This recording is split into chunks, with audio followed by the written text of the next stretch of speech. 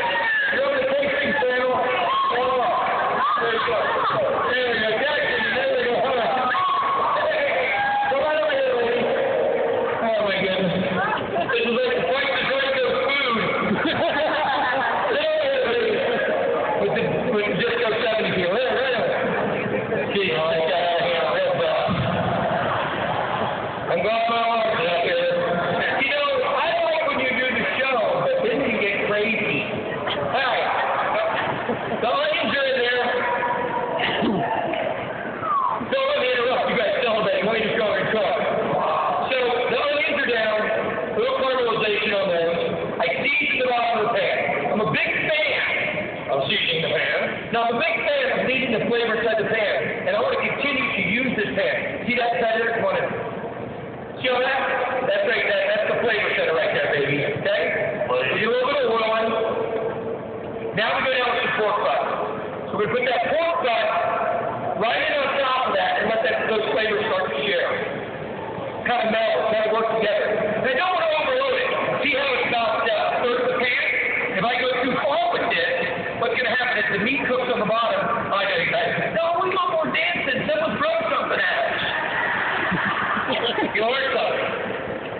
Well, maybe not, but it was going to be funny anyway.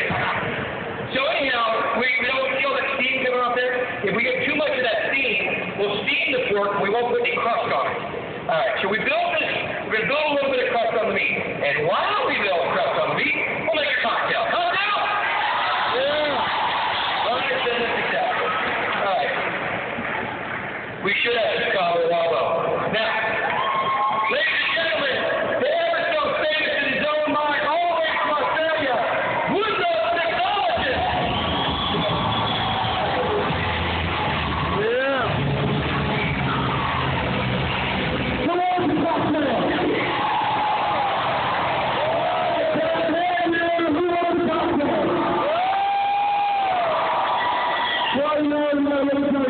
I dated 3 years ago, and that was my first year as well. And since then, we've got to know each other a little bit. And I must say, the first time I met him, I was having a lovely dinner at the House of Blues, and then all of a sudden, in walks Guy Fieri. Rather impressive, I could say. He leaves the party, and then comes back 10 minutes later, looking just like Jess, except he has 8-inch double-shot Jägermeister. I'd like to reenact this little moment here with you guys. And this is where I go like this here. Come on, Big Man, get over here. Oh, no. This one's for you. Here we go. This one's for you, McKenny. There you are. I don't recommend doing this. Oh, here we go. You done? Cheers. Cheers, everybody. That's apple juice. No, that's apple core. All right. Thank you, Woody, for interrupting. I thought you were going to come make a legitimate cocktail. I said, Woody, come on, dude. Now, if you haven't seen Woody do his show, stacked up 18 martini glasses, poured out this concoction of drinks, 4 different layers of drinks. It's probably one of the best you've ever seen. We did a road show going through the country called the Guy Fieri Road Show. This year we'll be doing it in May, and guess who we're coming through? And what we're doing now is compared to what happens then, you'll understand why it's 21 and over. Okay? Yeah. There we go. We love you very much, man. You don't short cocktails if you like it. Things I gotta cut. Oh, what do you set that up? What do you think about the summer drink I'm gonna make? I got some rhubarb with some sugar going into a pot of simmering water. Now, anybody here make rhubarb pie? Anybody like rhubarb pie? Anybody even know what rhubarb is? Thank you very much. Rhubarb is funky. It's kind of like red celery is the way I would describe it. But what ends up happening here is that the celery, or the rhubarb, really is fibrous. It takes a lot to leave. We are going to have breakfast. Yeah, where are you going? Hello? Hey, excuse me. You can't leave. They haven't even given away the free Corvette. Small Matchbox Corvette, but it's a free. Oh, you go get something to drink. Very nice, thanks. That's why I leave my show to drink. So what I'm going to make is I'm going to make a little simple syrup. How do you make simple syrup? Anybody know? I know you know, Woody. How do you make simple syrup? There you go, sir. Free spoon. That's right there, the magic spoon. Equal parts of sugar and water. Now, it doesn't have to be sugar. It can be honey, something sweet. And I mean something sweet in its raw form. It's not like raw form is sweet. You'd have to up that up more than 50-50. So I got the rhubarb, half water, half sugar, sitting in here, going to do a little simmer to make a cocktail. Now, over here to this pork butt. Why do they call it the pork butt? Anybody know? Doesn't come from the butt. That would just be too easy, right? You thought it came from the pork butt. Yeah, exactly. That's how I would have named stuff. Make it real stupid simple, but that's not it. That's stupid. It's called the Boston butt. Think very little. It's called the Boston butt. It comes from the top. It comes from the top shoulder of the pig. Now this is probably, if you're not anybody who's a big pig fan. Thank you. We're gonna have a chapter meeting right out here after the show. I'm a POP. I'm a cow pork. I think it's probably the greatest protein. And I'll tell you what happens with it is when you cook pork the right way. Now, who has a dry pork chop? Who cooks dry pork? Yeah, don't act like, oh, come on. This is like a little meeting we're going to answer up. You do. Okay, get your magic spoon next.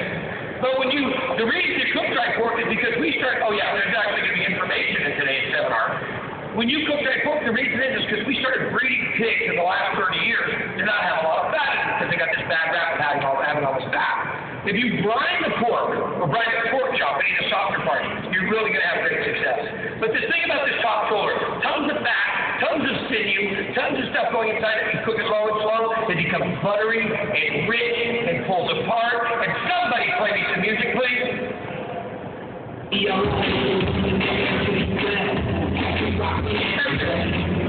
All right. That's all my manager. I just want to see he's on point. So we cook this down, and this is what's going to happen right now, is we in no way, shape, or form have cooked this pork far enough. When you cook pork, it's kind of like cooking a roast. When you cook a roast, and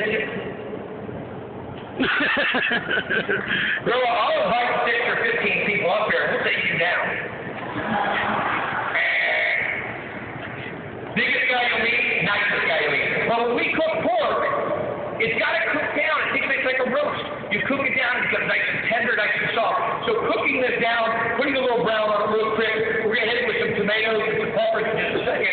And then what will happen is it'll really start to gain flavor. But this thing can easily go for about 4 or 5 hours. Okay, so all that's done. Now we grab the rhubarb that's done in the simple syrup, which is what? Sugar and water. Everybody does it together while I walk. Equal parts of Sugar and water. Sugar and water. Thank you very much. Wow. Thanks for leading him tonight, Kevin. That's like a band. So here's the rhubarb and the simple syrup going in. It takes a little bit longer to cook, but you can understand where we're at right now. We popped in some strawberries. Okay? Okay? Now, I'm not a salesman for Vitamix, but I got to tell you something. If there's one piece of equipment you must have, there is no blender. You can now take your blender home and chop one of these, crank it on high and leave it for an hour, and come back and have what this thing will make for you. So we pop the lid on. You got to check your settings, by the way. This is like launching a rocket on 12 if you don't do it right. So you bring it back here. There we are. We're on. We go to variable, and then we bring the heat. Watch this. It's the ice decimator. Can I get an ooh or an or?